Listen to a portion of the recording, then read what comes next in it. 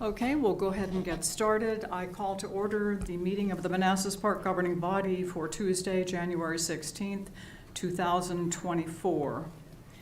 First, we have before us an agenda. If there are no objections, I would like to move 7D down to unfinished business, and it would then become 10A. Since we don't know how long the discussion will take, this would enable Mr. Stiegler and Mr. Milhouse to leave the meeting in a more timely manner if they choose to do that. Any objections? Yeah. Okay, super. Thank you. I believe Dean just informed me that we do not have a closed session after all. Okay, thank you, Dean. Are there any other changes or additions to the agenda? Okay. Do we have a motion to approve? So moved. Second. All in favor? Aye. Opposed? Abstained? Motion carries. Thank you. Please join us for a moment of silence, and Councilmember Hampton, could you lead us in the pledge? Yes.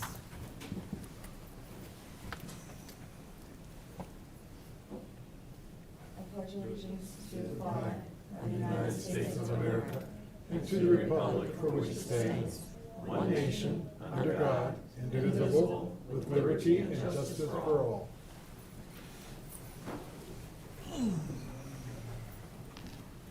Okay, next is public comment time. I don't believe anyone is signed up to make public comment. First, I would like to say a few words, commend the work crews who worked so hard to clear the snow off the city streets and parking lots. You did a fantastic job. You know, historically, our city has always had better snow removal than the surrounding localities, and we are very proud of that. Also, I want to call the governing body's attention to this NBTA 2023 annual report. When you have the opportunity, please take a look at it, look it over well. It gives a very good picture of the impact that the NBTA has, not only on transportation, but also on the positive financial impact on economic growth. Is there anyone else who would like to make public comment? Governing body? Anybody in the audience? Okay, seeing no one and hearing no one, we will move on to the public hearing. Our public hearing is a zoning text amendment for 2 commercial vehicles associated with a home business. I declare the public hearing open.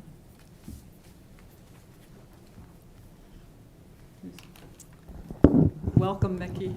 Thank you. Good evening, everyone.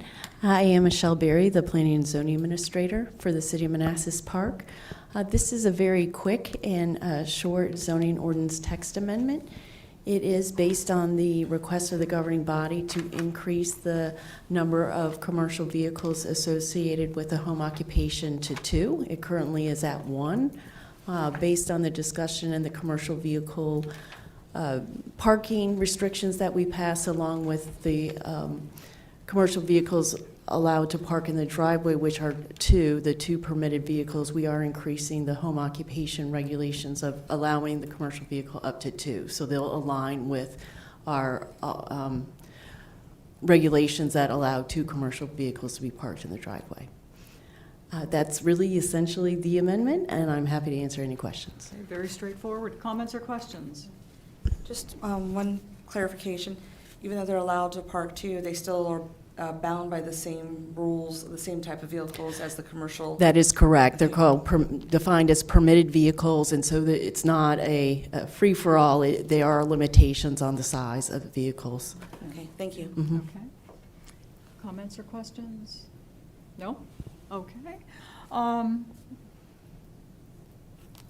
Is there anyone in the public who would like to make public comment? Seeing no one and hearing no one, do we have a motion to close? Second. All in favor? Aye. Opposed? Abstained? Motion carries. Thank you. Will this be voted on at the next meeting? Yes. Yes. Okay, thank you. Thank you very much. Okay, moving on to the Community Maintenance Working Group update and the certificates for winners, judges, and participants in the 2023 Winter Light Extravaganza. I will just briefly read off all of the individuals who participated, and Councilmember Hampton has the certificates. The names are Tommy Nguyen, Ronald Kadar, Lori Meem, Maria Sywek, Lucille Schneider, Marinka Gajakowski, Sabrina Caseda, Brenda Foster, Leo and Daniela Mahoney, Melvin Escamilla, Kevin Petak, Heather Robbins and John Hall, Pam Hill, Linda George, Stephanie Bettis, Jason Moore, Laura Hampton, and Boy Scout Troop of America 1372. Go ahead. Okay, and I would, for those folks that participated and won, if you guys wouldn't mind coming up, Councilmember Amaya and I and the mayor would like to hand out the certificates to you. And if someone wouldn't mind taking some photos. First of all, I want to thank everybody that participated. So we had some really amazing houses.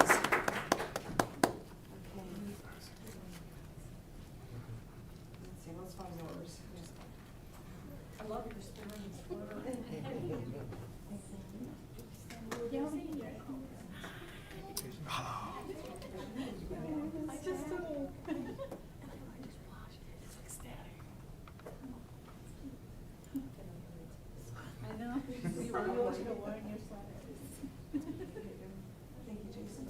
And you just, you got a great picture of me. Heather and John.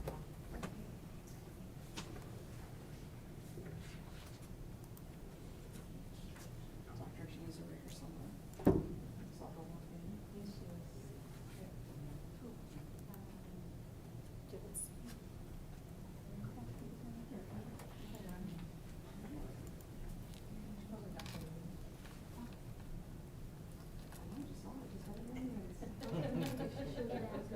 It does, especially after been working all day long and not wearing my glasses.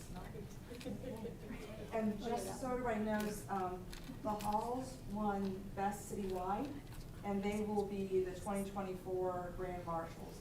I'll let you like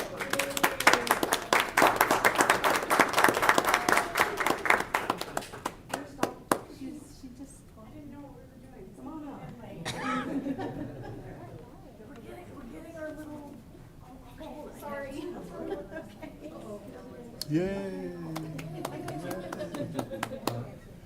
That's great.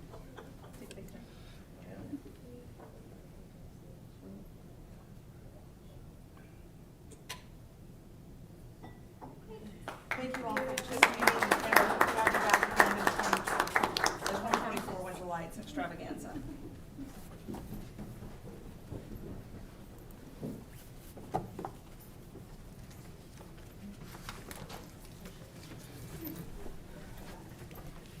Great to see such spirit and such participation. That was wonderful. Yeah. And I think that right now, Councilmember Hampton has the update on the Community Maintenance Working Group. Yes. Can we pull up the slide deck, please? Can you pull your mic down? Oh, yes, sorry. Thanks.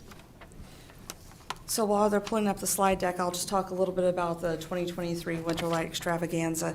This year, we had 17 homes. The past few years, we've had 20, but I will say we had a lot of new participants. We had some returning participants. Of course, Jason's, if anybody has ever gone down and saw Jason's house on Cabell Drive, well, you start like in November. Yeah. And even has lights coordinated to music, so it's a sight to be seen. And no, it's one of, it looks like it, but it'll say Community Maintenance Working Group on the front. But yeah, there we go. All right, you can slip on to the next slide. And I just put this up here so if folks want to know where to find information about the Community Maintenance Working Group. This is where the information is on the website. Go to the next slide, please. And you can see what we've done so far since the foundation of the Community Maintenance Working Group, 2021 to 2022, 2023. We achieved everything except for one of our goals in 2023, which was develop the code training. So we've moved that to 2024. And of course, 2024, we're continuing many of our existing programs, including the Halloween Houses of Light, the Winter Lights Extravaganza. We're going to develop and launch our code training, something that has been indicated as the weather the past couple of days, a volunteer corps to help those that are unable to shovel their sidewalks and such. So we're going to work on developing that. And then also continue our cleanups via the community, not community, but the Keep the Park Beautiful. We'll talk a little bit about that in a few moments. On to the next slide. Okay, and this is the reason why many of you are all here tonight. Over here are some of the pictures from the homes. Of course, we had the young men and women of our local scout troop come out once again and serve as the judges. From my understanding, they're always very excited to do this. They do an amazing job. They did have to pivot this year because we did have a really nasty storm that came in on the scheduled day of scheduling, but they are prepared, we're prepared, and we got it done. So what we did learn from this year is that, we also got some positive publicity for the city in the Potomac local. And there's the picture of the winning home. So once the second year in a row, we got some positive feedback about the event. Some lessons learned. We need stakes with the signs. We only had the signs. So we had to beg, borrow, and steal stakes. And some folks had some at home. Having signs for the participants and the best of made a world of difference. It was inclusive. I don't know why we didn't think of it till this year, but it really made a difference. The variable sign, thank you very much for putting that up. That really helped us with the recruitment. And we're going to update the registration form for 2024. So that's pretty much it for this year for the monthly update for the Community Maintenance Working Group. Okay. Any questions? Questions? No? No, thank you very much. And once again, we thank all the residents that participated. So thank you very much. We really appreciate the spirit. Councilmember Hampton is also up next. Keep the Park Beautiful update. Okay. All righty. So, Keep the Park Beautiful. Just we now have an official webpage. There we go. And this is where you can find it on the website. And as far as our board, we have our 2 council members, myself and Councilmember Amaya.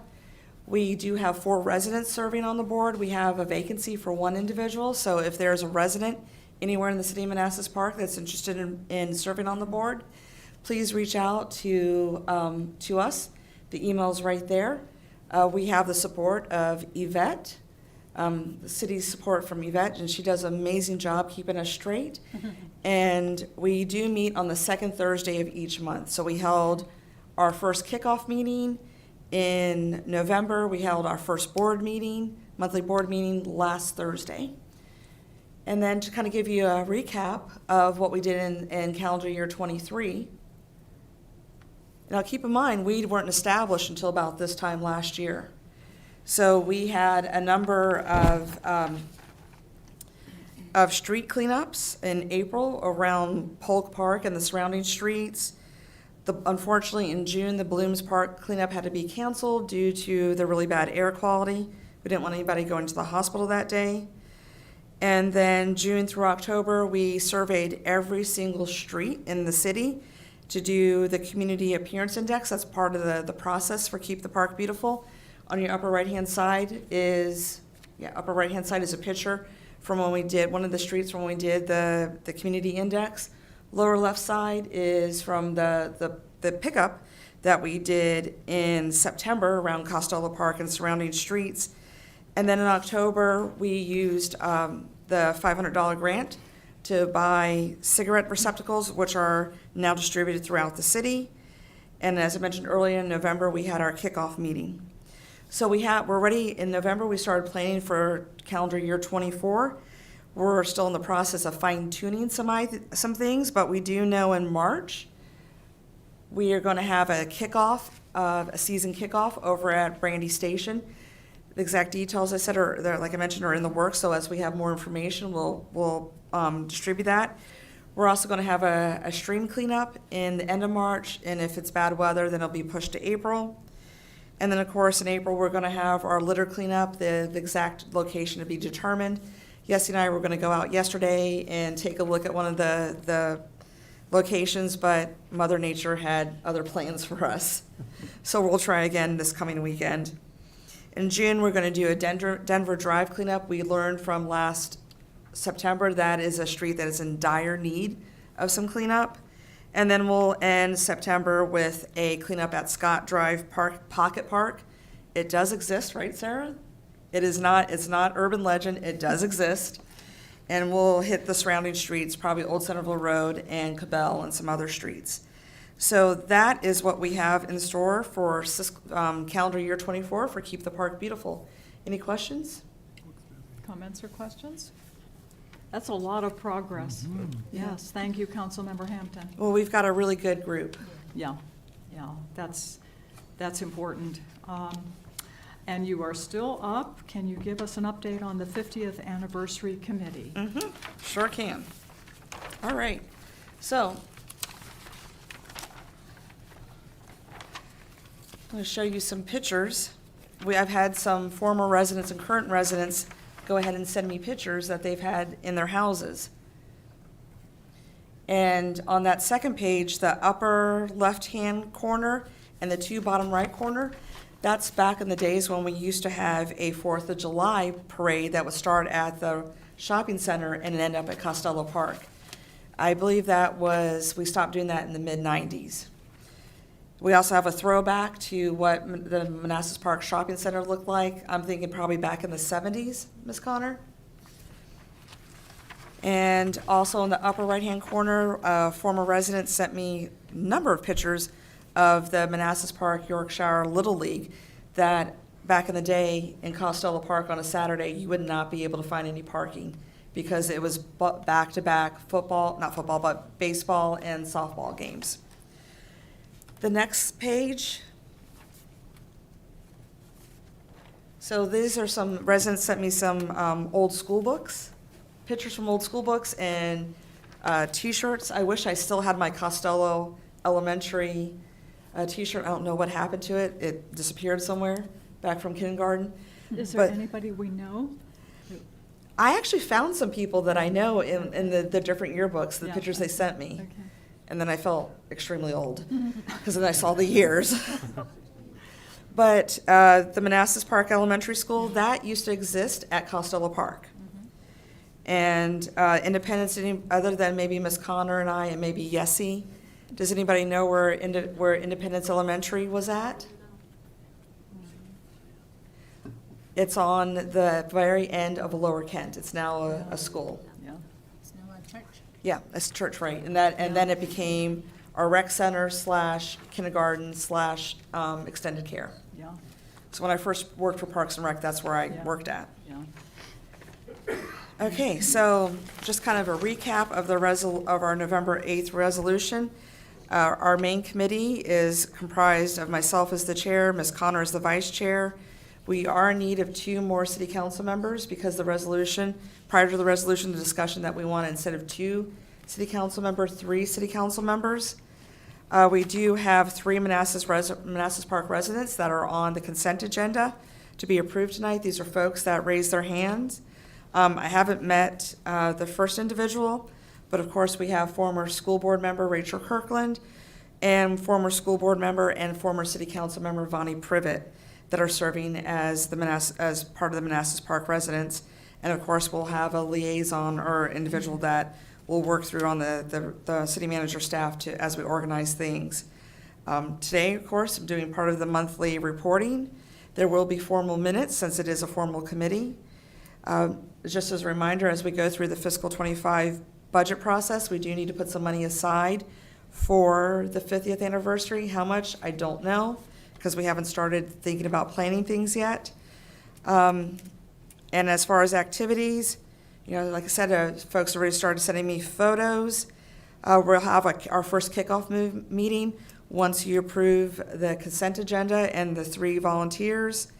And, everything else will determine by committee. And of course, the timeline for the 50th celebration is July 1st, 2024 to September 1, 2025. So it's not only the city, but also the foundation of our school system, which my understanding, we had a matter of weeks to put together. And then a neighbor sent me these photos. And I think this might be the high school groundbreaking, I think. And I was looking at it, and Ms. Connor, you'd probably know these people better than I do, but I think in that top picture, the far left, the gentleman that's standing by the stage with the blue shirt, I think that's former mayor, former council member, former school board member, and former Commissioner of Revenue Bill Still. Kind of looks like him. And then former school board members, Vonnie Privett, Frank Jones. Let's see, it looks like we also have, I think, Parrish, Representative Parrish.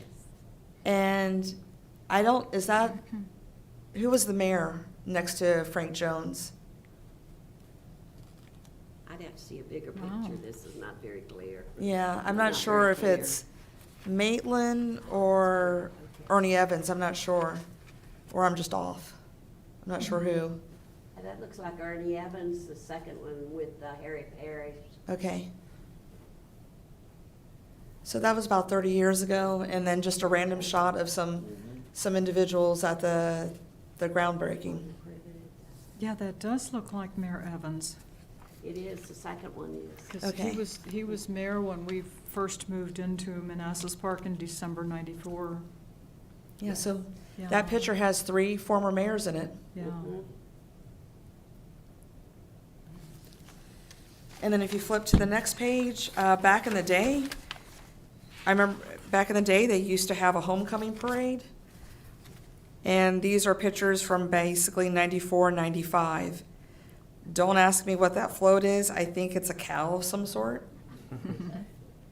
I'm not sure. But that's just a little bit of our history. And then in one of the pictures, you can see the shopping center from about 30 years ago. Wow, Yeah. that's cool. Okay. So more to come. Yeah. Any comments or questions? No? Volunteers for my fellow city council members? Just follow up with me later. Yes. Yeah. Okay. I know she wanted to do it. Do you have a comment? No, I'm sorry. Okay. Let's answer her. Okay. Thank you so much. Thank you, Councilmember Hampton. Okay, moving on to 8A. It is informational item, Park Central Streetscape Report and Plan. Welcome, Mr. Stiegler. Thank you. And you also have Mr. Millhouse with you. Thank you. Good evening, Mayor Rochelle, members of council, residents, staff, and guests. I'm Calvin Odell, the Director of Community Development. As we prepare to enter into this latest stage of downtown development, we had a complete street study conducted. And in that complete street study, there were some urgent recommendations regarding the existing trees and vegetation along Manassas Drive. Part of the urgency was because they believed that they caused some issues for pedestrians, and part of the urgency was that as we fill the Park 170 retail, it's very difficult to see any signage that would be placed or see into the storefronts of those businesses because of the foliage of the trees.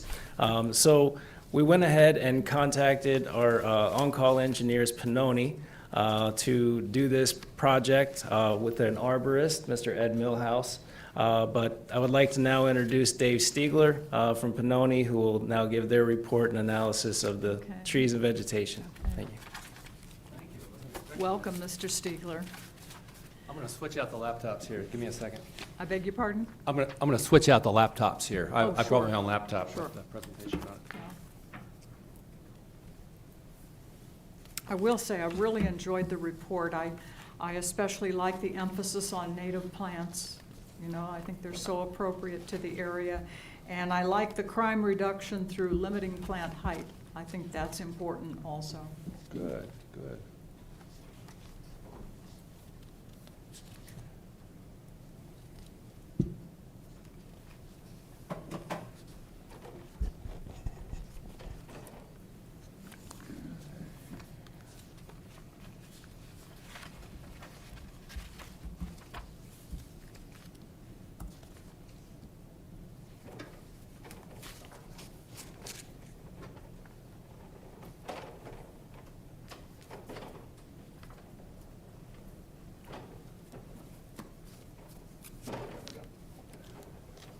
Just easier for me to operate the mouse if I sit down. Well, thank you for this opportunity for Ed and myself to. Can you bend it over more so it's directional? It bends, Really? yeah. Oh, okay, there you Yeah. go. Okay, how's this? A little closer? Is that good? Perfect, thank you. Okay, good. Well, Calvin did a good job introducing us. Again, my name is Dave Stigler. I'm a landscape architect. Ed Mellis is here. He's an arborist. And we've gone through different presentations. I think the best way to give an overview is just a page through the report, and I'll focus on the pictures. So the purpose, what Calvin was kind of stole my thunder.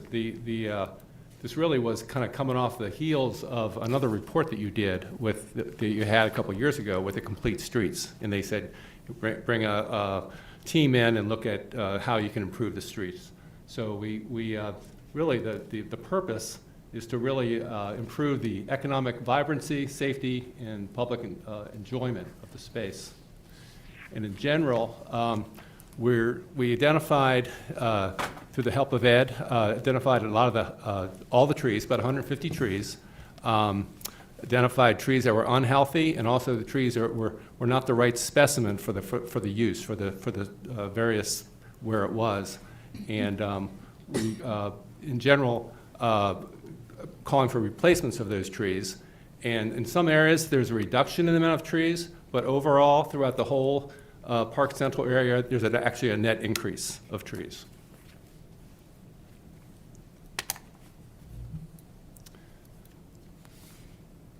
So there's about a half a dozen various points in the report, and we listed them in the various areas of importance we thought the city wanted to identify. First, the Manassas Drive retail area, the street trees that are currently there just really mask the whole opportunity for retail signage, and that was you can see here's a picture showing that the signage would be on this band here, and these existing Zelkovas that are the street tree, they pretty much hide any kind of signage that would be happening over there.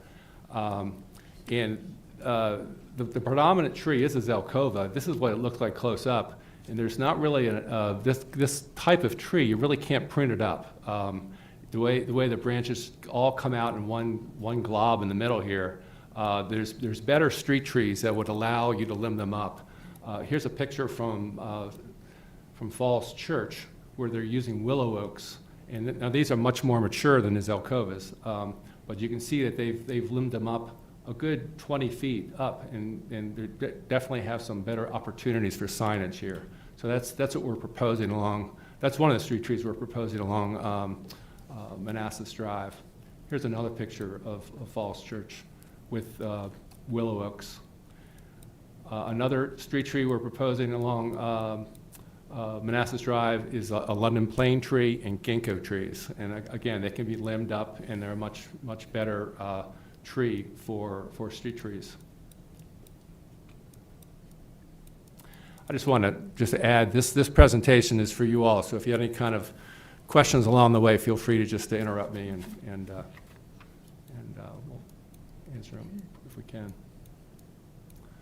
Another concern was along Manassas Drive, in front of the potential restaurant areas, that there really wasn't very much opportunities to have seating. There's some interior trees, besides the street trees, the zelkovas along the street, there's an interior tree of lindens that are planted.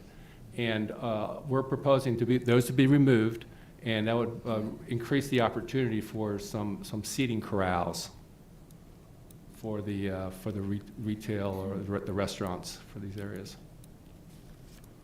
Another concern that was pointed out was these low trees, which are shad blows at crosswalk, at the intersections where crosswalks, these low trees hide pedestrians that are crossing from cars. So we're proposing to remove those trees and replace them with some low shrubs. This particular shrub is a sumac, which it'll stay low. It's a native as well, and it won't require pruning necessarily.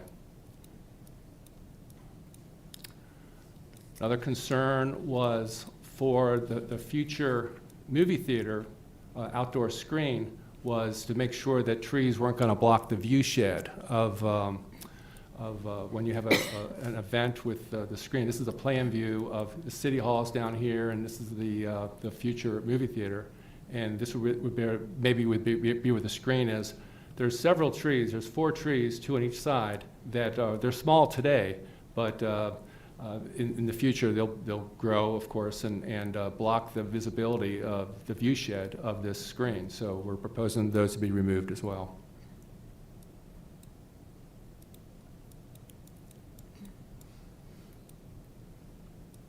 Okay, there's an opportunity against Manassas Drive and the green area between Manassas Drive and the existing parking lot for City Hall. Here's City Hall up here, that you can really have a tree bank and really turn it into a reforest buffer area. And it would really screen a lot of these utilities that are there today, and the back of the house loading dock area for City Hall. So we're proposing native trees in that area. And on the other side of Manassas Drive, where you have, there's on the master plan, and I believe a site plan's maybe in for some future residences up against Manassas Drive, there's an opportunity to provide a stronger buffer than just street trees and plant some tall London plane trees between Manassas Drive and the residences. This is a shot in Fairfax County along Random Hills Road. These are townhomes, about the same distance as these residences would be from Manassas Drive, with some mature London plane trees. These have probably been in about 30 years.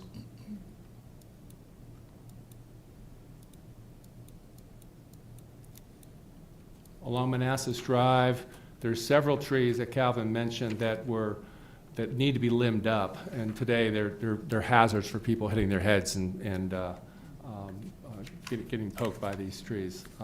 There's 6 zelkovas and 2 river birches. The report talks about how they should be limbed up to 8 to 10 feet high, so they're not hazards anymore. And crime prevention through environmental design. There's several places where some mature shrubs have been sheared over and over again. They're used, and they really create a visual barrier, a place that in an urban area that someone could hide behind and do some mischief for other people. So we're proposing that those be removed and replaced with some lower shrubs that don't need pruning. This is Abelia, which flowers in the spring or in the summer, and it'll stay low as well. We didn't talk about the types of trees that we're proposing.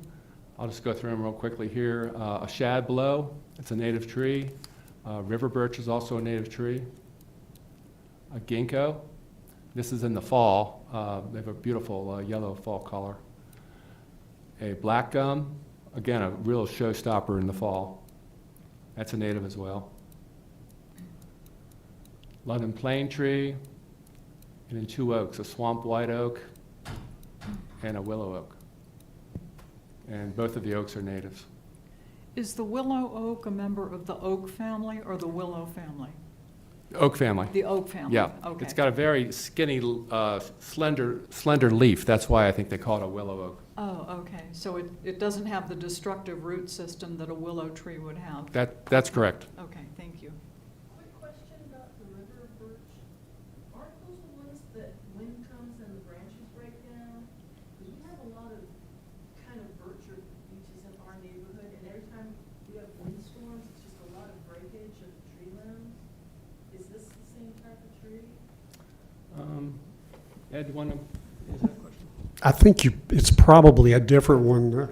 Any tree will break if you get enough wind force on it, but river birch is a pretty sturdy tree, really. Okay, so there's not a lot of breakage or anything like that. That's what. Not more than any other tree, I don't think. So that was it for the trees. 2 shrubs are on the plan, the abelia and the grow low fragrant sumac.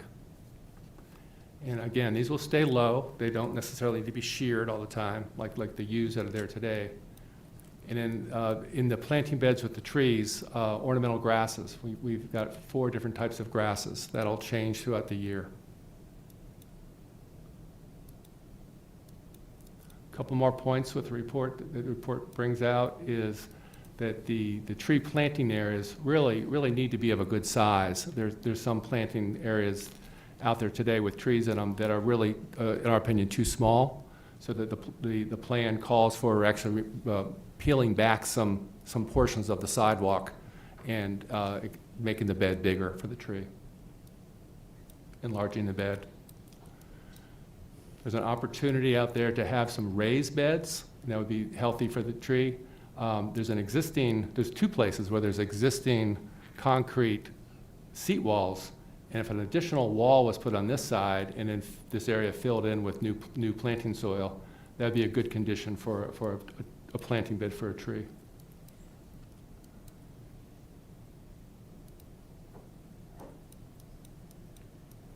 And then lastly, we make a point in the report about having a good plant health care plan or program where you monitor and do preventative things along the way.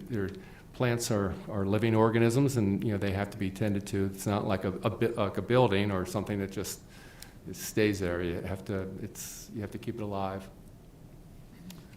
We did do an overall cost estimate. Overall, it came up with about $250,000, and we have broke it up into little pieces, so the city can pick and choose depending on what's necessary, what they want to start with. Are there any questions for me? Thank you. This That was a time? great Yes. presentation. Comments or Thank you. questions? I think Laura had her hand So I know from working in DC and in New York as well, sometimes the trees push up the sidewalk, I guess the roots. How do we prevent that with these trees? Before Ed gives a better answer than mine, I would say making sure that you give enough room for the tree to grow too. Sometimes the sidewalks are smack up against the trees. Okay. So, but Ed?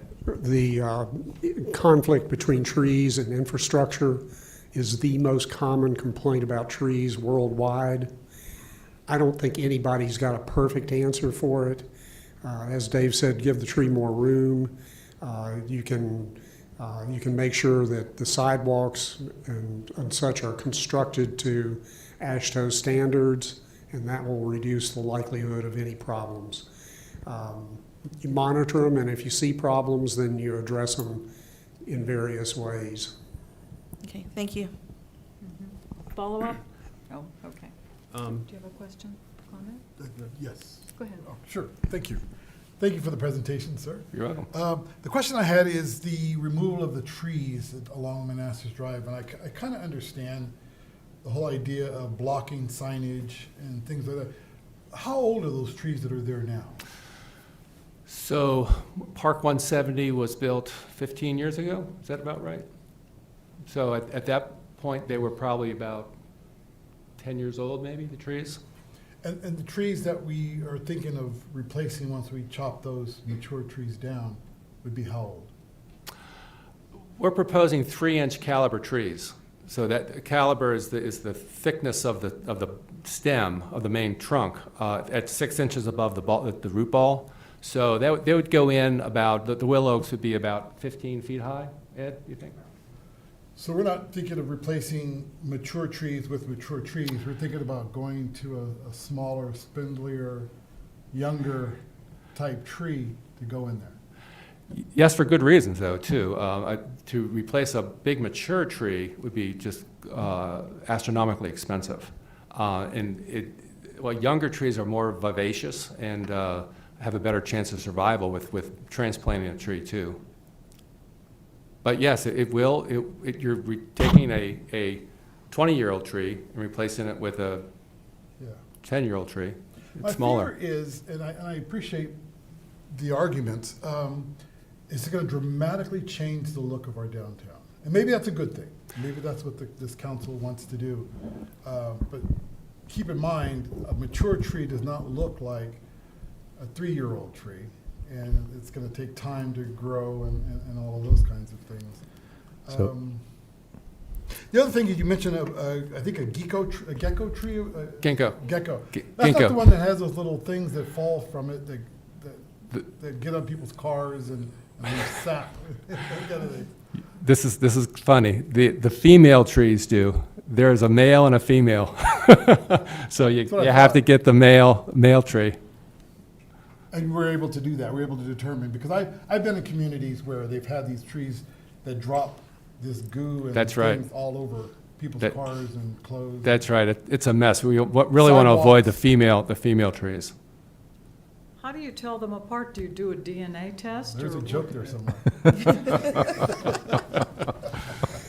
You buy from a reputable dealer, and the dealers, when they propagate the trees, they propagate from a tree they know the sex of. Okay. So they don't propagate from males. I mean, excuse me, they don't propagate from females.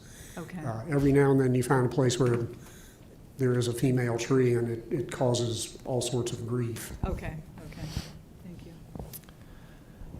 I have a question. My last question or follow-up.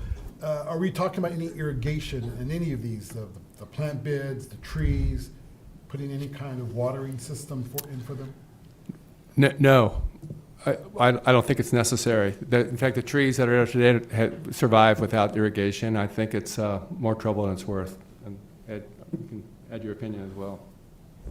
It would be very disruptive to put in an irrigation system. You'd have to trench through all of the existing concrete and so forth to get it there. And the irrigation systems are a pain in the neck.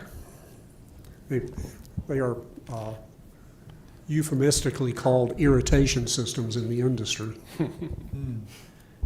May I address your larger point about the downtown? Yes. Okay, so this has been on my radar since I started with the city. That was one of the first consulting reports we had, actually pinpointed that the trees were a problem. If you remember, Mayor Rochelle and Councilmember Carrera, this was an issue we've been talking about for a long time. This is a study that probably should have been done maybe 20 years ago about what kind of trees we envision in our downtown. We're doing it now, so this is the opportunity to reset our downtown, right, with the new developments that we have. And unfortunately, we picked the wrong trees, the city did in the past. We want to now pick the correct trees that will provide all the requirements that we need. We're building, even though Park 170 is older, in my mind, we're building a new downtown still, right? That wasn't done in the best way, and this is the opportunity to kind of reset and start from anew with the garage, with the theater, what we have over here, to create a new downtown, and that involves also the new trees as well. So I wish they would pick the right specimens before, and we had a good trimming plan. I mean, for the longest time, Public Works didn't even have a budget for tree trimming or anything like that. That's something we're looking at right now. So we're going to do a better job now of studying it, picking the right trees, and also coming up with a game plan for proper maintenance as well. So unfortunately, it's a reset that we need, that multiple consultants have identified is a big factor for inhibiting retail development, and the business is going there right now, and the one that's looking to open in the spring is demanding also that we do something about the trees blocking the view. Yeah, I like that word reset. Okay. Thank you for the explanation. Thank you. Yeah, that's all. And the reminder. I just have a question and a comment. So is it possible with the existing trees to shape them so they look like what it's at City of Falls Church with the London trees? Because I know what you're talking about right on Broad Street there. Is it possible to do that with the current trees there in place? I don't believe it is. The way those alcovas, it's primarily those alcova we're talking about. They come up and then about at eye level, there's a node of all the branches come off at one spot. Yeah, I can whip up that picture again. Oh, no, I saw a picture. Yeah. The comment from you, I understand what you're talking about, because Boone's Crossing has that willow tree. A lot of the neighbors have gotten rid of that tree, because constantly every year you have to pay $300 to $400 to constantly trim the tree, and over a period of time it gets so large it just falls over. So a lot of the neighbors have removed those trees. I actually removed 2 of them when I first moved in.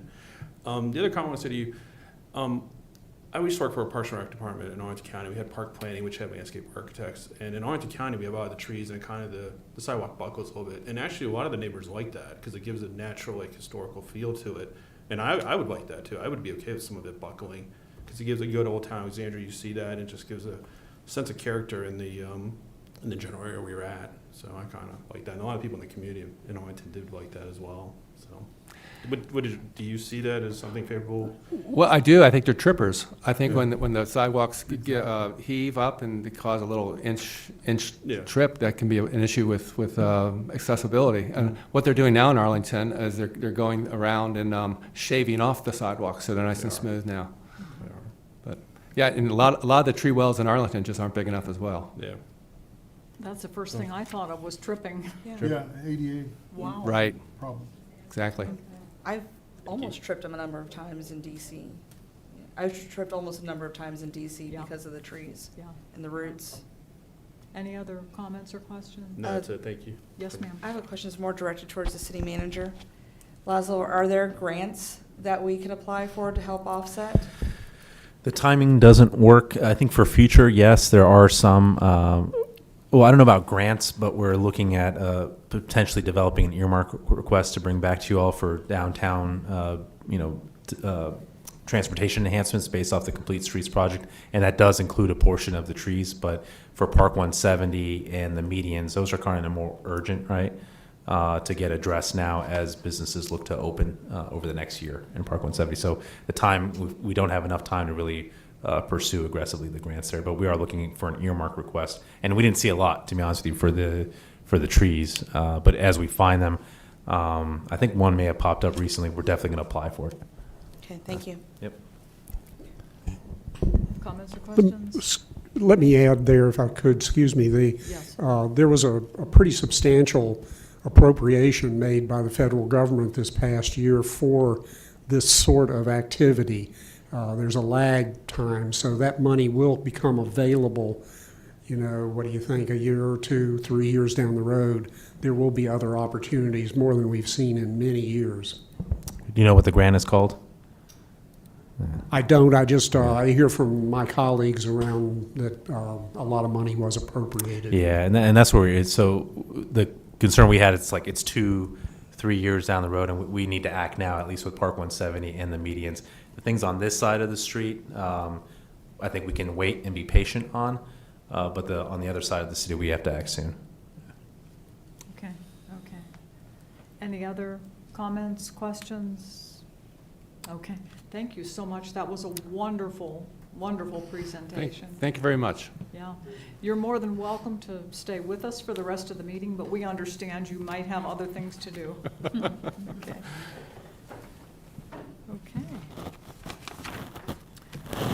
Okay, moving on to consent agenda. Consent agenda consists of approval of the minutes of January 9th, 2024, and that the governing body appoint Vonnie Privett, Rachel Kirkland, and Shalath Gupta as resident members of the 50th Anniversary Committee for terms that will expire on December 1st, 2025. Do we have a motion? So moved. Second. All in favor? Aye. Opposed, abstained, motion carries. Thank you. Okay, moving on to 10A, which is backyard parking discussion and possible guidance to staff regarding how the governing body would like to move forward on this. Go ahead. So when we met in the fall, the decision was to kind kind of wait till after the city manager held the no commercial parking discussions and to see if any residents came back with us with any feedback.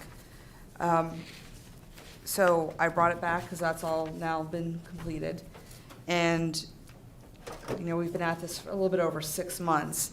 So I figured, and especially that we're going to be moving towards the actual enforcement of the commercial parking on the streets, for us to kind of come up with a final decision of how we want to, what do we want to do? Do we want to just leave things as is, which if I remember correctly, it is that folks are allowed to park in the backyard, but it's only supposed to be parked on some sort of paved surface, which we know from the pictures that's not happening. Do we want to follow some of the lead of some of the other jurisdictions? I believe was Winchester was the most dramatic, where allowed no commercial parking. Other jurisdictions allow, not commercial parking, but no parking in the backyard. Other jurisdictions allowed parking, but they had some sort of limitations on it. So that's the big question. How do we want to proceed? First of all, have we heard any feedback from residents? Have you all heard anything? I haven't heard any feedback from residents. I personally lean towards some kind of a balance, allowing parking in the backyard, but putting a cap on it, putting some kind of a limit, maybe 50%, something like that, or whatever. Right, whatever, would some be sort of agreed number. upon. Yeah. Right, so it's Yeah. not a kind of a free-for-all. Yeah. I will tell you, I did hear from a resident 2 weekends ago. I was at the resident's house. The resident pulled me in their backyard, and from their backyard on this side of the resident's house, on that side of the resident's house, all you could see were the top of box trucks. Oh, yeah, that's, And this is a long-term resident that likes to sit in the backyard, but that tranquility is diminishing because of the backyard becoming, 2 backyards becoming nothing more than a parking lot. yeah. We'd like to hear from everyone. Councilmember Moore, do you have a perspective on this? I share your perspective. Can you- I share your perspective, Madam Mayor. I think we should do something that limits the amount of percentage that a backyard can be used for parking. 50% sounds like a good number as a starting place. I don't agree that we should do what Winchester has done and ban all parking in the backyard, but maybe set a percentage. That's a little draconian. A little draconian, yes. Yeah. Councilmember Amaya, what is your perspective? I would kind of like to see what would happen after we start enforcing the commercial vehicle, because if there's vehicles in the backyard that are being parked and they're not the permitted ones, and since we're only permitting 2, if that's going to alleviate the problem. And maybe we should, after that, consider coming up with a regulation that limits the space, like Mayor Jeanette saying and Councilmember Moore. But right now, I think it's still too early, in my point of view, to decide what we're going to do, because we don't even know if the commercial banning is going to work or not. And if it's not going to work, we got to figure out something else. And if it's limiting who can park in their backyard, it's going to cause more of a problem. So I still think we're still missing information to make a sound decision. That's where I stand. Agree, Ms. Mayor, what you said. I support limiting some type of balance. I'm not an expert at this. To me, when I look at the picture there, that seems excessive. I would think 50%, even if you cut that, you're looking at 6 or 8 vehicles back there too. I'm not an expert. I'd like to see more modeling from other jurisdictions. My gut would say I think we should limit a certain number of vehicles in the backyard, depending on the size of the backyard. But again, I don't have enough information to make a decision. I just need some more information compared to some other jurisdictions and what a model would look like per size. I think one thing to consider is there's an environmental aspect to this also. If people have vehicles in their backyard, we don't know what condition the vehicles are in. They could be leaking oil. They could have all kinds of problems, and they're leaking into the groundwater. So I think it's a case of we have to do something, but the question is what?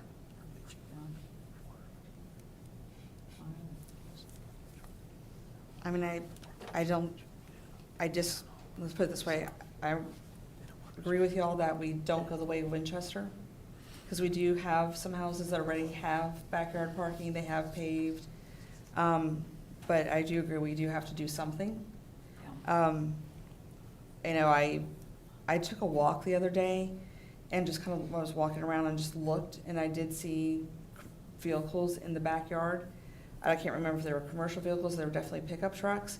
And some of those are houses next to the stream on Manassas Drive. So that's an area of concern, Yes. to your point. Yeah. You know, when those contaminants go in the water, how long does it take till we start, you know, moving past the threshold, and then we're starting to enter the area where it costs us money? Yes. So Yeah. I don't have a solution. That's why I brought it forth to all of us. We've had staff look at other jurisdictions and gave us the findings. Everything seems to be across the board. We definitely, based on what I'm hearing, we definitely throw the Winchester out the door. Right, right, yeah. But I think one of the points that we had when we discussed this back in the fall was there was concern that if we don't do something sooner rather than later, a lot of the commercial parking will be hidden in the backyard. Right.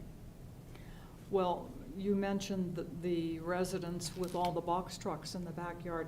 What that says to me is they are running a very large business that should be in a commercial establishment and not in the home. That's what that says to me. Or they're allowing their friends to bring their box trucks there. Yeah, and I know those box trucks existed before the commercial ban went into effect. So this has been going on for, you know, a few Yeah, years. Yeah. I mean, that is just absolutely abnormal. That is not to be in a residential area. And then I don't know what the impact, I'm not an expert in this, but what's the impact on the value of that resident's home? Yeah. Well, think how any of us would feel if we looked out of our backyard and we saw wall-to-wall box trucks in our neighbor's yard. I mean, in the summertime, I looked Yeah. 3 houses down and I saw the top of a Yeah. tractor trailer. Yeah. Councilor Hampton, the box truck example, are they parked on flat surface, a concrete surface? I don't know, because there are wood fences, and Because so I they may don't be in know. violation of our current law, if Could it's very not well on a be. paved surface. And maybe once our new inspectors are in place, which we've hired more, that can be rectified through our inspection process, and code enforcement. I think you're talking further though, because it's, even if it is concrete and you have a series of 15 vehicles back there, that's not what we should have, or we want it as a city. We need to basically, we need to do something. But they're they're Yeah. already in violation. Yeah, that one is. I'm sorry, I couldn't hear what you said. That home is already in violation. Yeah. We already have laws that. We do. Exactly, We do. so. Yeah. But that, even if they paved up their entire backyard, I mean, I can't imagine doing that, still having wall-to-wall box trucks. And I'm wondering, is it possible to look up the address of that home with all the box trucks and see if they have a business license? Is that possible? I mean, you can give us the address, we can check it out, but, I mean, that's, even if they have a business license, that doesn't grant them the right to park that many box No, trucks but it there. would tell Yeah. us whether they're running a business that they have a permit for or an illegal business, which they don't have a permit for. Sure, I mean, we could pass that information on to the Commissioner of Revenue. I'm sorry? We can pass that information on to the Commissioner of Revenue to find out if they have a Okay. business. Okay. I can get you the address and make a note to myself. I think, are we all in agreement that it would be unacceptable to pave up 100% of your backyard? Yes. Are we in agreement with that? Yes. Yes. Yes. Okay. I mean, we have to have a certain amount of impervious surface, you know.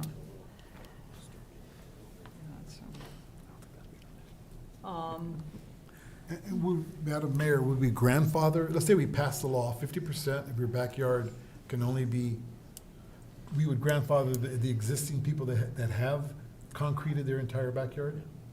I wonder how many. Yeah, we would have to. We'd have Yeah, I to. would think so. Mhm. We'd Yeah. have to, yeah. Yeah.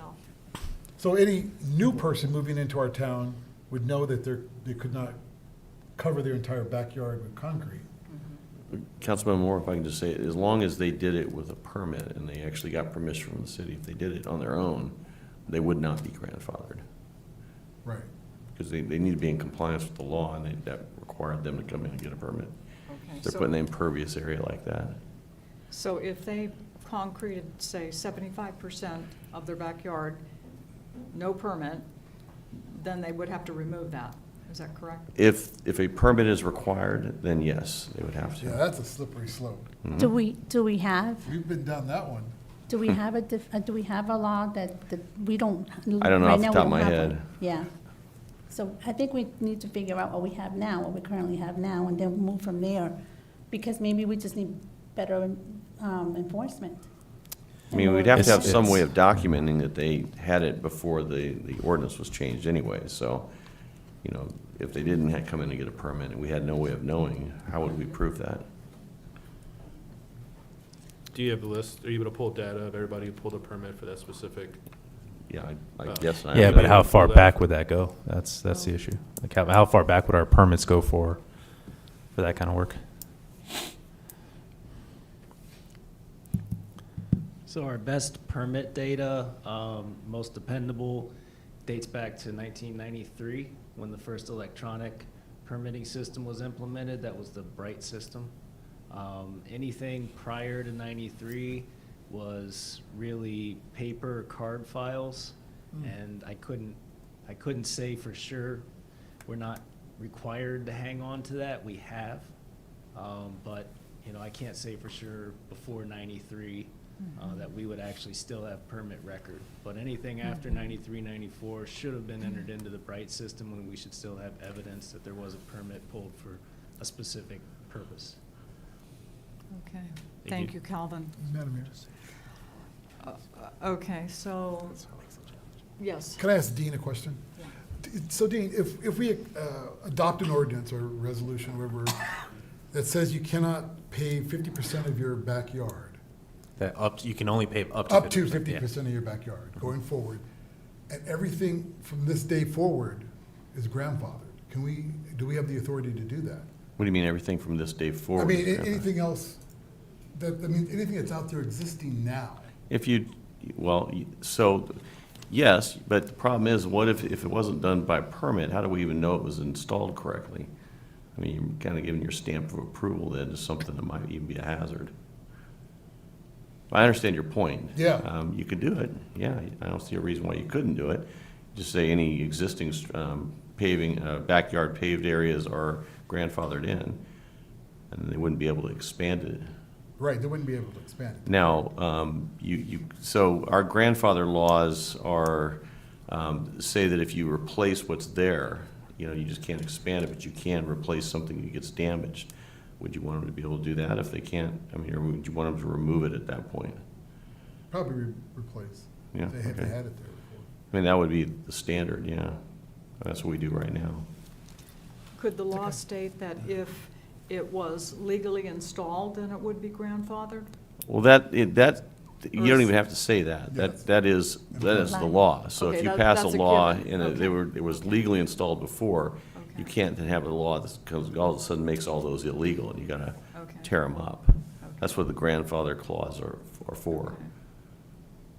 I have a quick question, it's mostly for either Mickey or Calvin. Do we require, I know you need a permit to put the driveway in the front yard.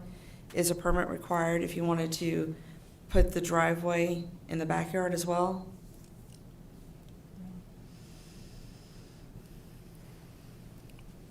Yes, so anybody who comes in to request a driveway permit, regardless of the location, they do have to get approval on residential property. Okay, thank you. Wait, Mickey, you have a follow-up.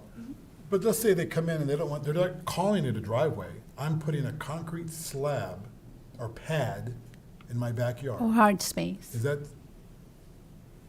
that still required a permit? Yes, because patio, we have Yeah. an approval for patio driveway. Hardscape. I'm not calling it a you know. patio. Well, but I'm not it's, calling it a driveway. it's still a structure. So Okay. anytime, whether it's a slab, whether it's a large patio, whether it's a deck, those all do get zoning approval.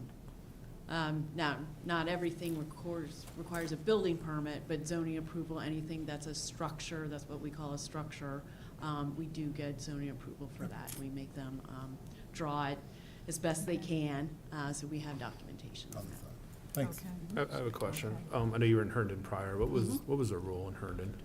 So I know there was non-HOA areas. What was the question, please? Herndon. Herndon. Wow, in the backyard, In the non-HOA, obviously, because it's all non-HOAs, sir.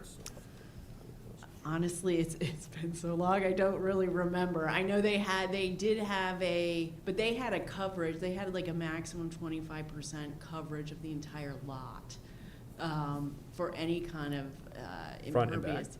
Yes, yes. That may have been just, no, I think that may have been just the principal structure. It's been, I don't want to date myself, but it's been like. Who are we asking It's about? been a minute. And I'd have to do Oh, Herndon, research to okay. see what they do, in terms of, the rear yard. I don't know what kind of, typically, in most jurisdictions, they do have a 30% limitation in the rear 25, but that's only for, here in Manassas Park for buildings. Other jurisdictions, that area in the back, the 25 feet measured back from the rear property line, it's typically any kind of imperviousness, because the concept is that you only want at least 30% of that area covered. You want some green space in there for, drainage and stormwater and whatnot. Thank you. Okay. So what I'm hearing is there may be some questions that the governing body would like to have answered. Yeah, I'd like to see if we have a regulation now, and if we don't, then we need to decide what the regulation should be. Okay, do we have a regulation, Dean? I'm not sure a regulation for what? For hard space or backyard coverage or anything that has to do with the backyard. So it depends on it's the zoning ordinance, is what your zoning is. And so we have different zoning districts have a total impervious area that's allowed. I think the R1 and the R2, I don't remember seeing anything like that on those, which is all the west side. I think the PUD district does have limitations, but I'd have to look to be sure.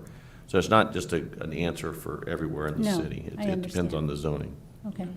So Okay. could we get that information to see what we currently have? I can At pull it least up on the tonight website rather for now? easily. Huh? I can pull it up Yeah, here shortly. later. Yeah, that's fine. Okay. Are there any other questions? No, but it sounds like we definitely don't want to follow the way of Winchester. No. No. We don't want No. a full Too ban, so we draconian. know We that's don't. thrown out the No, door. That's not a balanced approach that they've Right. taken in Winchester. No. Yeah. Okay, so that's thrown out the door. Right. Yeah, but I'll tell you, we have to do something, because wall-to-wall box trucks in a backyard, or wall-to-wall, any kind of vehicles is not acceptable. Yeah. Yeah. Something's going on there. So, I just want to just have a reminder also, when we go out and enforce, we're not just like issuing a fine to punish people. Like, we're actually taking people to court. So enforcement isn't as easy as some may believe it to be. We still have to go through a legal process. So I just want to kind of remind everyone of that. It could take years. okay. Take a long time, and the judge can keep deferring and giving the resident time to address the issue. Yeah. So, for example, with the wall-to-wall box trucks, you would keep giving them time to get rid of those trucks, sort of find a place to put them, or? It's up to the judge. Each judge is going to be different in how they rule. Okay. Yeah. I mean, but how would you approach that? We always go to the judge and we ask for injunction or a ruling in our favor. Okay. Whether, to charge with a misdemeanor or to essentially have a requirement from the judge Yeah. for that person to get in compliance with the law, Okay. whether it's clearing out clutter or inoperable vehicles or whatever it is. Uh-huh. We ask the judge to essentially order that person to remove it, or they get charged with a misdemeanor. Sometimes they don't remove it, and then the judge just charges them with a misdemeanor, and they still don't rectify the issue, but now they have a misdemeanor case, and then we have to wait a certain period of time and then go back and charge them again. But again, other times the judge will just keep giving them more time, saying, oh, you're making some progress, right? So It's just, I just want to remind everyone that this is not just us going out and saying, hey, I fine you $1,000 for doing this, and then we keep fining someone until they address the issue. That's not how it works. It's a cumbersome legal process. With the new regulation that we have, the commercial vehicle, if you do find that there's more than 2 vehicles in a property, how would we handle that? Would that still go to court? Yeah, we take that to court. Yep. Okay, The on-street one is a lot easier with the police. okay, That's ticketing and towing. okay, Yeah. thank you. Okay.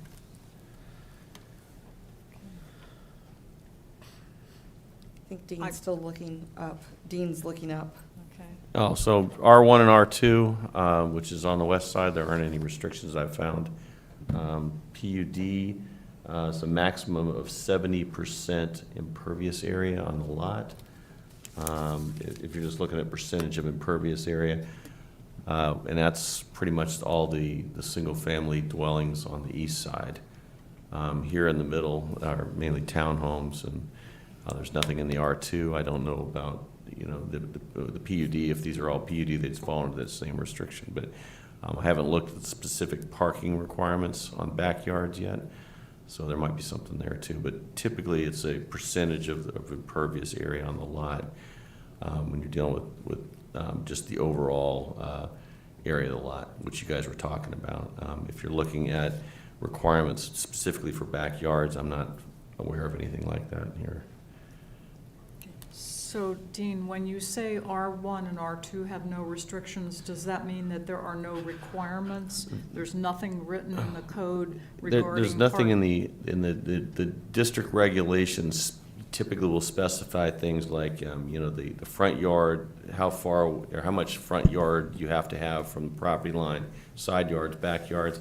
They do that in the R1, the R2, but a lot of times you'll also see a total density of the development, or the total impervious area has to be no greater than a certain percentage, and the idea is to keep green space. There's nothing like that in the R1 and R2 that I found, but there is in the PUD district, which is, that's what I was saying, everything on the west side is R1 and R2, east side is PUD and mixed use by and large. Okay. There might be some individual properties that are different, but that's the main development. Okay. Mike, did that answer your questions, or do you still have further questions? No, that answers my question. So now that we know that we have nothing in the law for the R1 and R2 section of our city, then that's when we need to figure out if we're gonna implement something, Well, and either you could citywide just, or district-wide. could just be a zoning ordinance text amendment that mirrors the PUD, 70% maximum impervious area on the lot. I mean, I don't know that there. If they're parking on a hardscape area, that looks like it's probably greater than 70% with the house. But 70% is still an awful lot of the lot is being Yes. used for impervious area. Yeah. And that 70% would include the front yard, the parking in the driveway in the front yard? And the house is an impervious area, the sidewalks, the driveways, all that is impervious area. A shed that you had in the backyard, So it's a total. right? So you take the total area and then figure out the footprint for each of those. Okay. It's easy to enforce the 50%. Yeah. Well, It would be easier to enforce the 50% requirement in the backyard. yeah. I can see that. Well, and then where you measure the backyard, I mean, just looking there, I mean, that's, if you're measuring the backyard, I think it's measured from the back of the house, is that right? Yeah, so if you're doing that there is not a whole lot greater than 50%, although it does look, just eyeballing it, it looks like it's greater, but not a whole lot more. And you take those two cars out from right behind the house there, and you're probably right at 50%. Okay. But they would have to be 50% in paved. Yeah. Where that looks like they're just and parking I'm on just saying, grass. assuming that Yeah. was, Yeah. yeah, I can't tell, but it looks like they're parking on the grassy area. Yeah.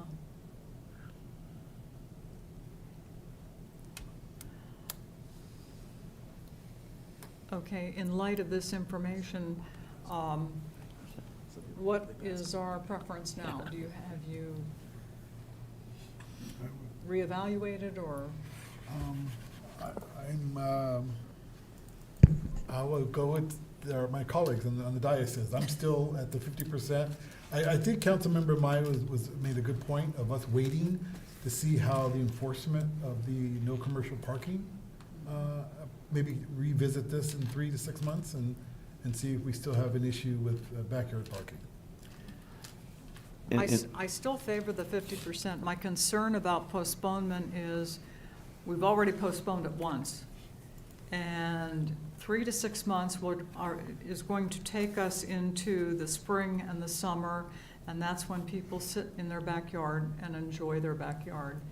And it would be nice to be on the cusp of enforcement in 3 to 6 months.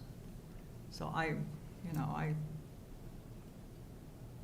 favor doing something. We're supposed to be ticketing next month, right?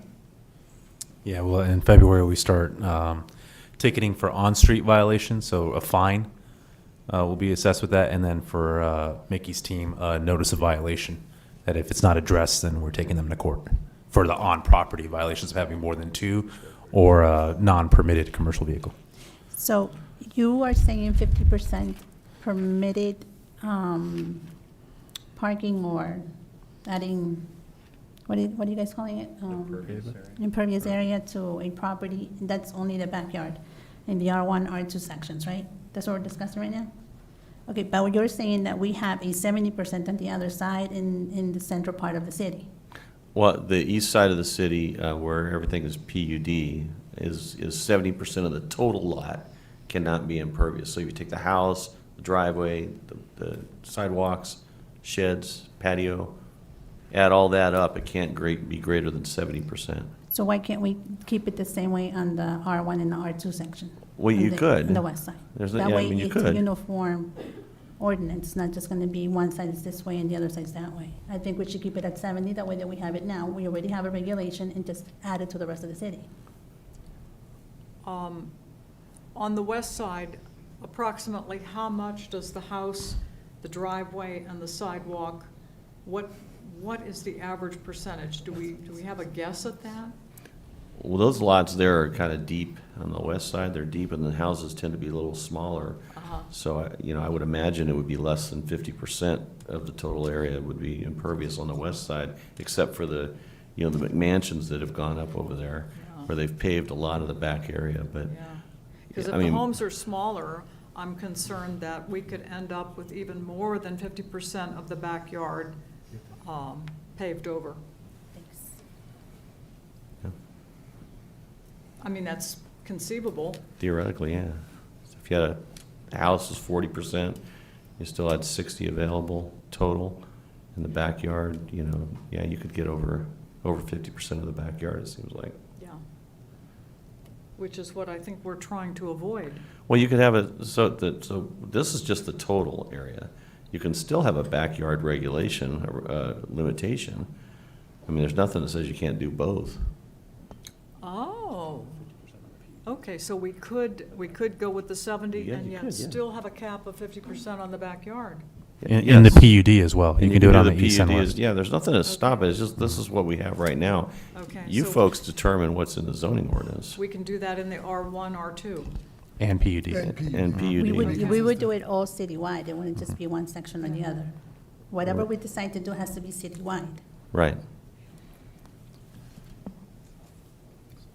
Thoughts? No apartments. I think what people really want is whether it's paved or not, there's like, I don't know, 14, 12 cars there, 14 cars. I think people don't want to see 14 vehicles when they come out. And I think that's People really, want to see what? they don't want to see 14 or 15 vehicles, whether any No. kind of vehicles. And I think that's really the concern, whether it's paved or not. Mm-hmm. And I would like to see what other jurisdictions with the cap is. I know you brought some a little bit last time, but I think it should be like, I'm going to say 25, 30% of the backyard. I also think maybe there should be a cap on vehicles in the backyard.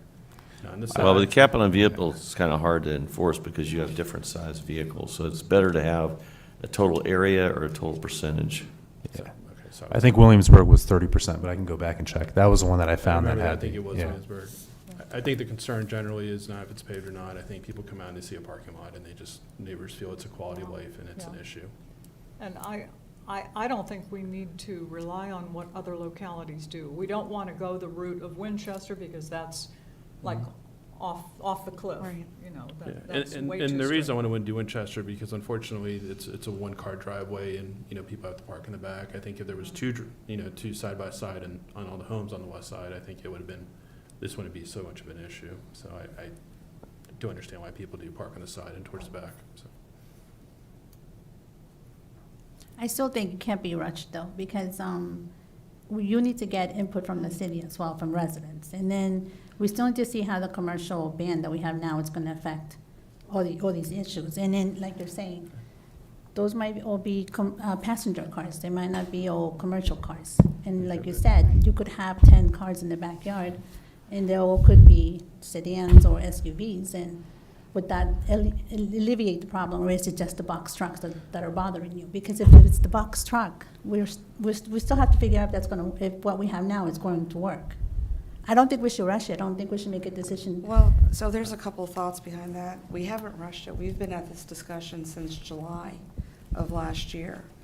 As far as feedback, we decided back in the fall that we would wait till after to see if there was any comments that came from the city manager's town halls, and asking residents to reach out. And his request to the residents was to reach out to us.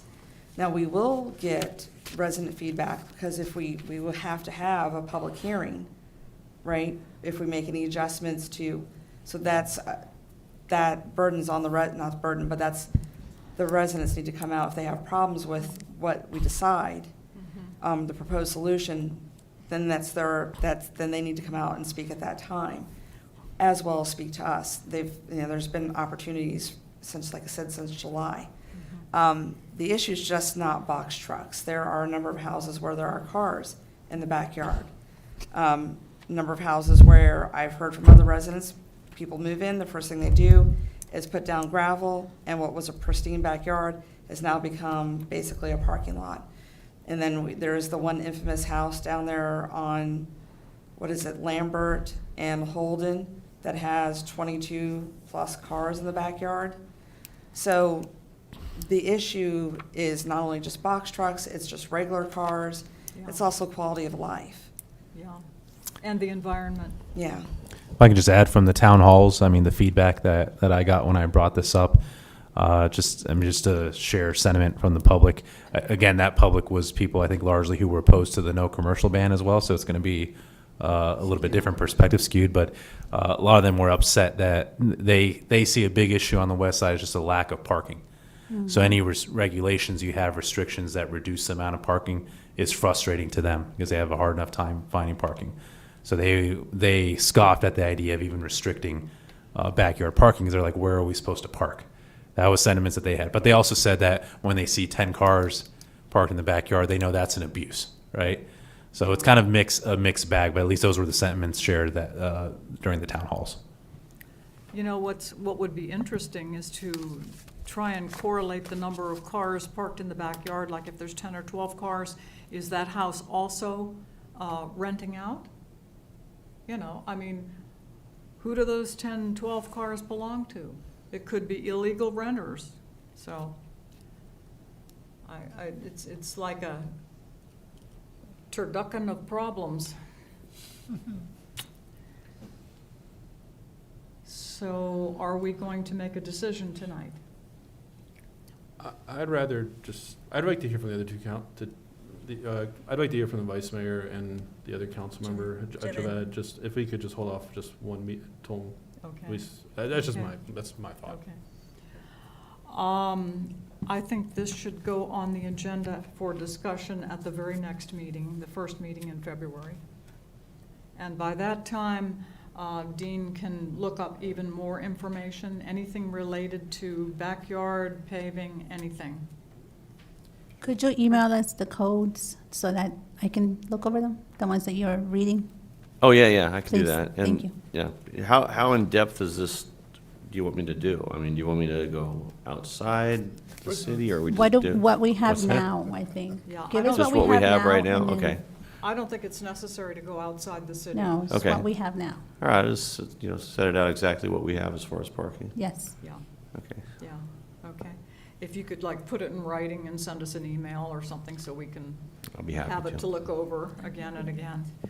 And Lena put this on next meeting's agenda. So, because what I'm concerned about is it's gonna fall off of our radar if we don't keep discussing it, you know, so. And I know there's a lot of people who are definitely concerned about this. Yeah, so, And just for the residents, send us emails with your thoughts and your concerns, and that way we can address it more, with more information. Or show up to the meetings. okay. Well, moving on to new business. 11A, snow removal equipment agreement.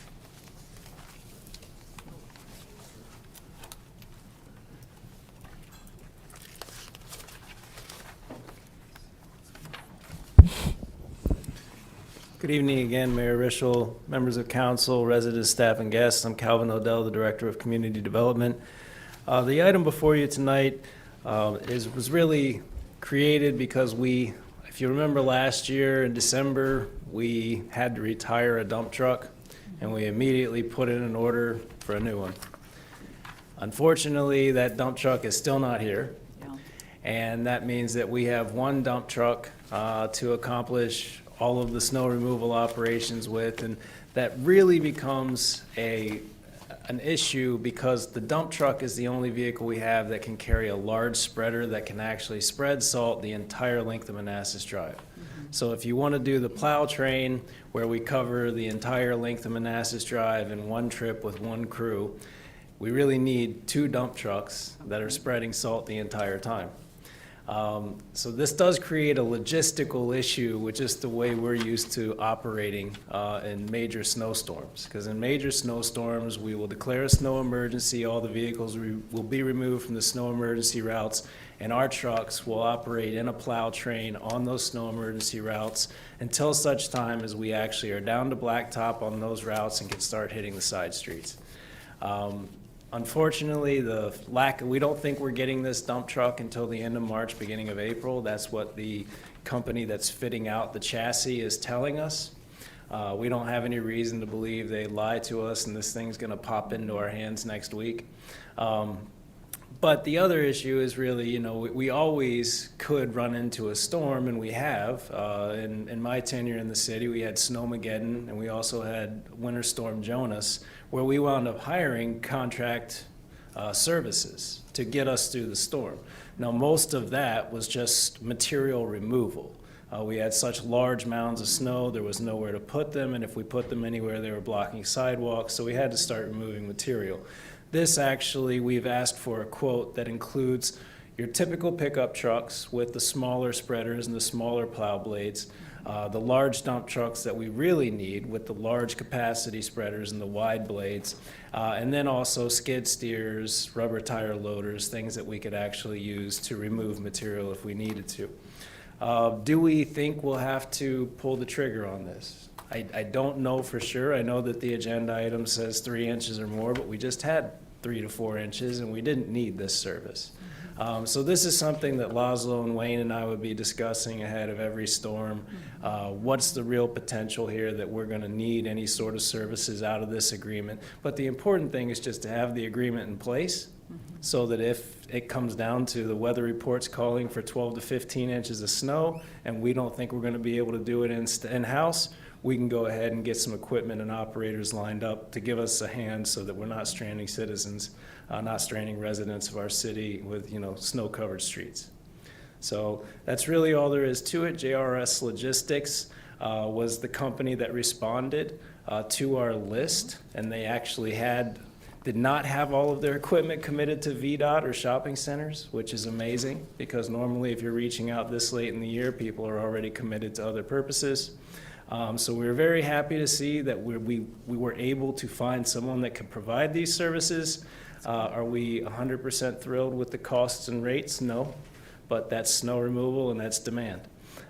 So we'll be very cautious with calling on these services, but we'll have them in our back pocket if you so see it fit. So. Okay, thank you, Calvin. Comments or questions? I've been living here a very long time, and I've seen many, many storms from the 70s, till recent. And I remember, I think it was in 96, we actually had backhoes come in because we had so much snow. And having been the person that usually has to go shovel that stuff, I think this is just a very wise thing to do. Yeah. And just to echo what you said earlier today about the fact our roads are clearer faster than our surrounding jurisdictions. We owe that to our residents. We do. We have an excellent reputation.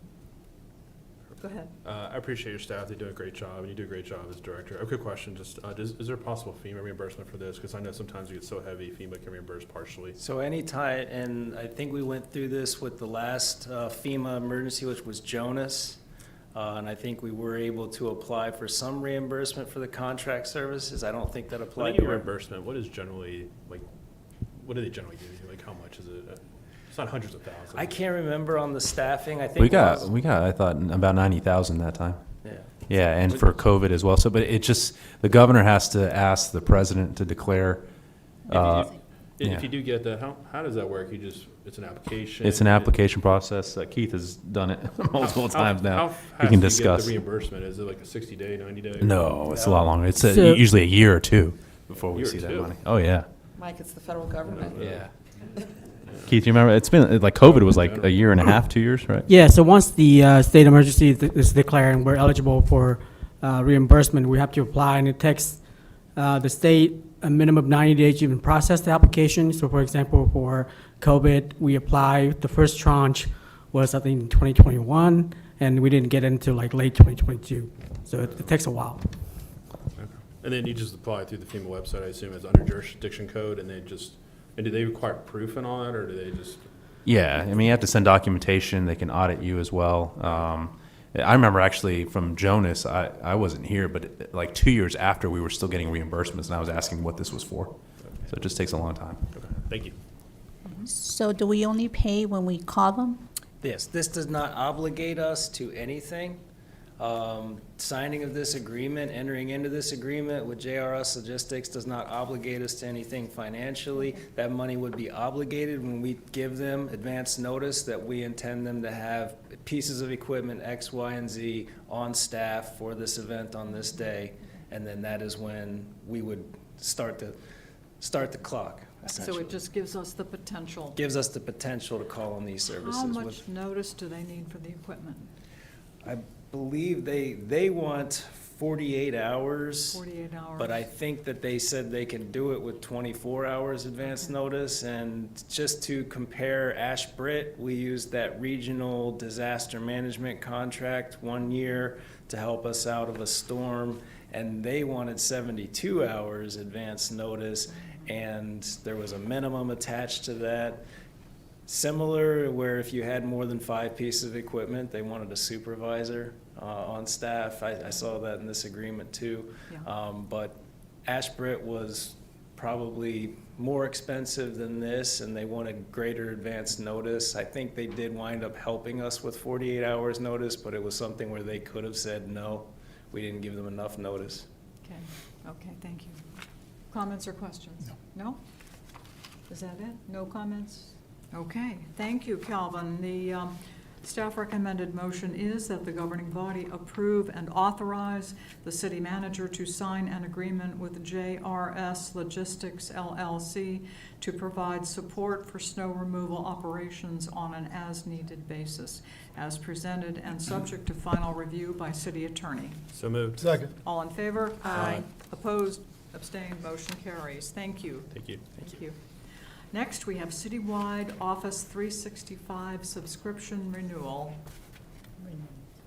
Just read it. Good evening, Don.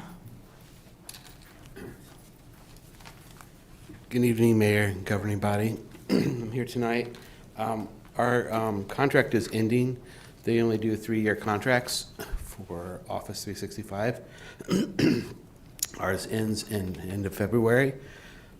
So I've given you the layout of what we're looking at. We're adding a few things. We're adding some more licenses since we've hired more people, and we're adding some G5 licenses that gives us more tools in the background, and